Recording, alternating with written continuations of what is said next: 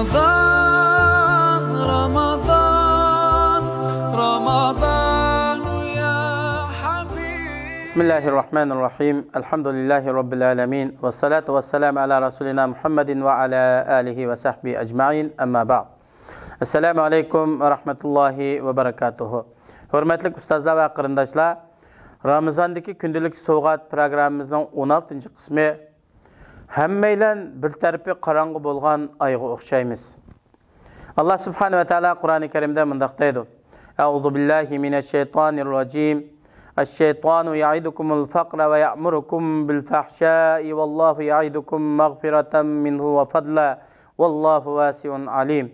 Ayetinin tercümesi, şeytan sizlarni pekirlikten korkutudu. Yaman işlarga, yani bekillikka zakat vermeslikka buyuruydu. Allah sizlarga öz mağfiretini ve fazlini va'da qılıdı. Allah'ın merhameti kengdir. O hemmini bilip turguçudur. Bakara suresi 268. ayet. Şeytan sizlarni pekirlikten korkutup, bekillik kızıktırıp, naçar, itibarsız narsalarni sadık qilishqa küşkürtüdü.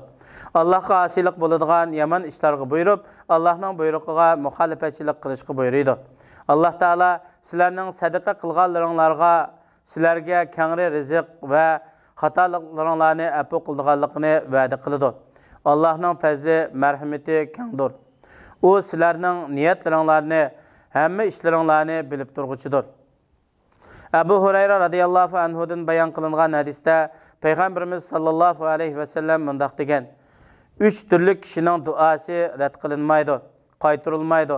Ro'zdarning iftar qilgan vaqtidagi duası, adil imam rahbarning duası ve zulmga uchirg'uchining duası.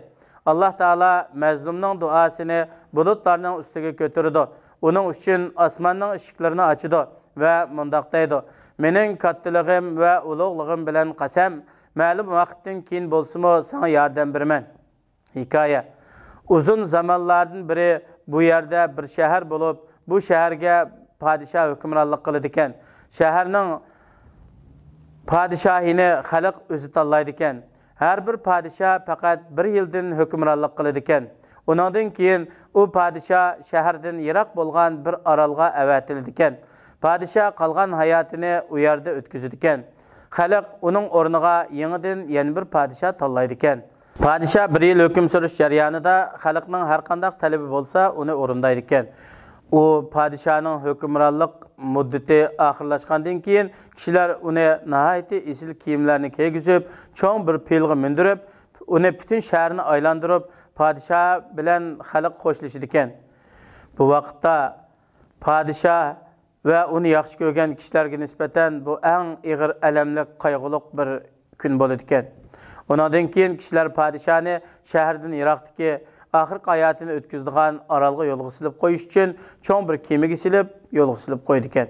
Bu kema padişahni orolga apirib qo'yib qaytishida yaqinda suvga g'arq bo'lib ketgan kemaning bir tal taxtiga esilib qolgan bir yoshni ko'ribdi. Uni qutqizib shaharga birga ilib kelibdi. Kishilar bu yoshni o'zlariga bir yil padişah bo'lib berishga taklif qilibdi. Yosh dastlabda bu taklifni rad qilibdi. Keyin padişah bo'lishga ma'qul kelibdi. Kishilar uningga bu shaharda padişahning faqat bir yil hukm surdiganligi, bir yildan keyin ilgirki padişahlarni apirib qo'ygan orolga yo'lga silib qo'ydiganligini aytibdi. Yangi padişah bu shaharda taxtga chiqib, 3 kundan keyin vazirlardan o'zini ilgirki padişahlarni avatgan orolga ilib berishni, o'zining bu orolni ko'rib keldiganligini talab qildi. Vazirlar buningga muvofiq kelib, padişahni orolga ilib kelibdi. Qarasa bu orolni qo'yiq o'tchoplar bisib ketgan bir o'rmonliq jangalga aylanib qolgan ekan. Orolning hamma tarafidan vahshiy yirtqich hayvonotlarning ovozlari anglanib turdi ekan.